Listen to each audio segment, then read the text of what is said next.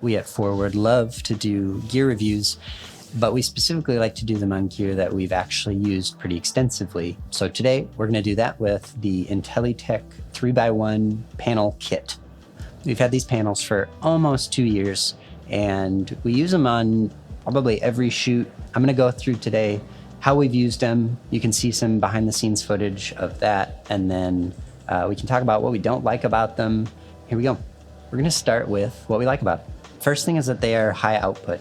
When we were first looking into getting some bicolor panels, we were watching reviews on these lights, and Rubidium, who reviews a lot of C200 stuff, had reviewed light panels in the industry, and these Intellytech panels were higher output than even LightMatte brand at the time. And so again, lots can change in a couple of years with lighting these days, but again, for the cost, I think somewhere in the $1,500 range, you get 2 3x1 panels that are bicolor and quite high output relative to other light panels of that size. Really good, bright, pretty high quality light. Next pro is the included diffusion. Sometimes light panels, these LED thin panels that you can rig up in really unique spots, sometimes their Achilles heel is how do you modify them, right? Because a lot of times if you're putting them in a weird spot, it's going to be weird to then try to get a modifier up in front of it. And we've really appreciated that these come with their own custom soft boxes, as well as a grid for that.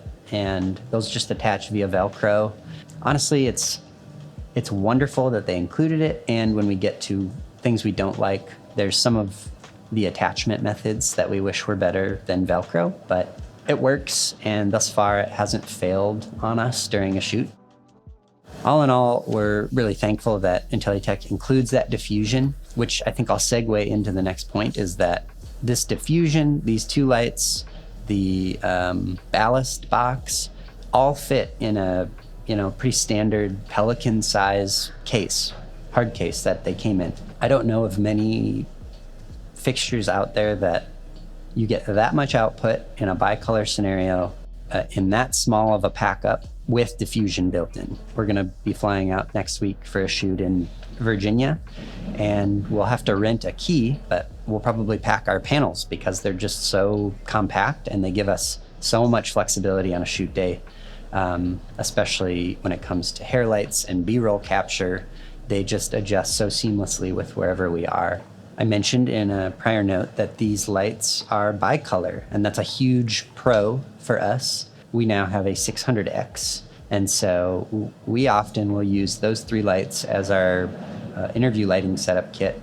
We have a 600X as our key, and then a hair with a panel, and then we can drop the other panel in wherever we may need it. And the beauty of that setup is, we can very easily adjust whatever our motivation is. If we want to motivate our hair with the ceiling light quality and the key from a window light, we can do it no problem, no gels involved, a matter of seconds/minutes to get that looking different without needing extra rigging to get it to look like we want it to. The last pro I want to talk about is how, I mentioned before, they're so compact. They fold up into a 1 foot by 1 foot square. The cable's built into the back, but they weigh nothing relative to other bright fixtures that we have. And I think this was illustrated best in the pilot that we shot. I mentioned many of the scenes were shot in a actual house, which means there was a roof above us and there's door frames and all sorts of things in the way. And through using a couple C-stand arms, we were able to drop these panels in very tight spaces and get light quality for this, this pilot we were shooting, that I think without them, we would have been really hard pressed to try and figure out how to rig up a 300 or a 600 or bounce light in a way that we would have been as pleased with as we were with these panels. Because again, they were diffused, we could grid them. And again, even with the diffusion and grid, they're only about that deep. You just get a lot of control with that light quality. And so they're wonderful for tight spaces and provide a ton of output and great light quality when you need it. So there's a lot of shoots we just wouldn't have gotten as good of quality outcomes as we did with these light panels. Okay, I said that was the last one, but I'm going to say a bonus pro is indeed that it comes with a hard case that actually fits everything decently. That's going to segue us into the things we don't like about these lights. I have three things that usually come up every time we shoot with them that I think of with these lights that I don't love. Again, none of them have been deal breakers, but if you're looking at buying some LED panels, they might factor into the decision you're trying to make. First thing I don't love about them is the quality. And by that I mean, again, we're getting spoiled with Aperture as they make, their top line series of equipment is really high quality build, and you can feel it. And Intellytech's build quality is not quite there.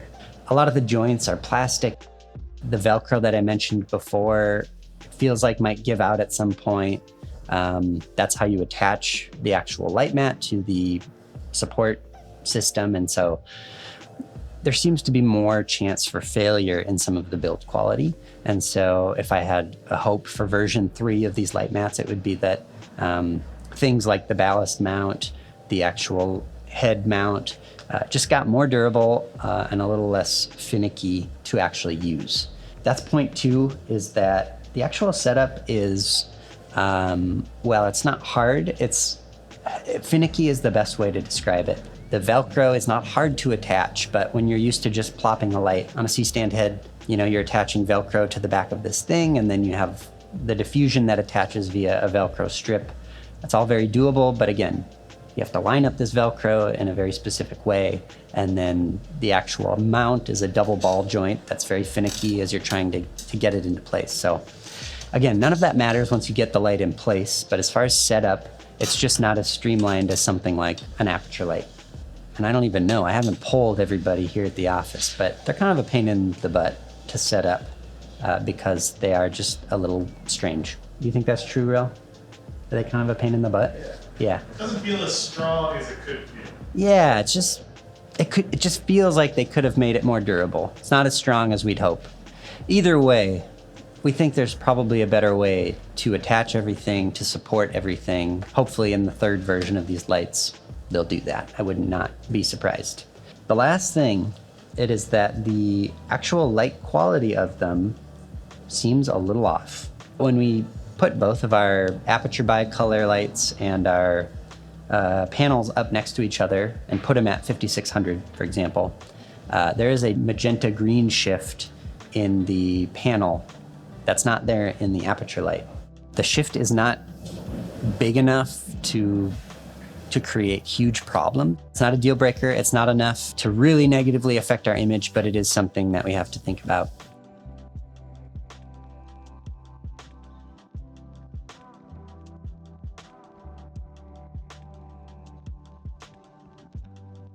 That's the last bit.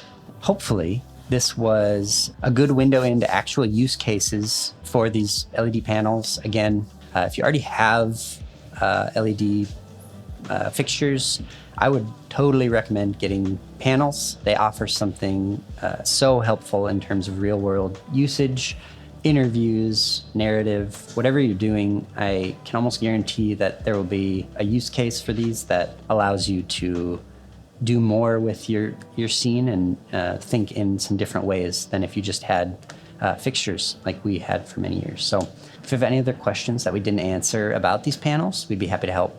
Till next time.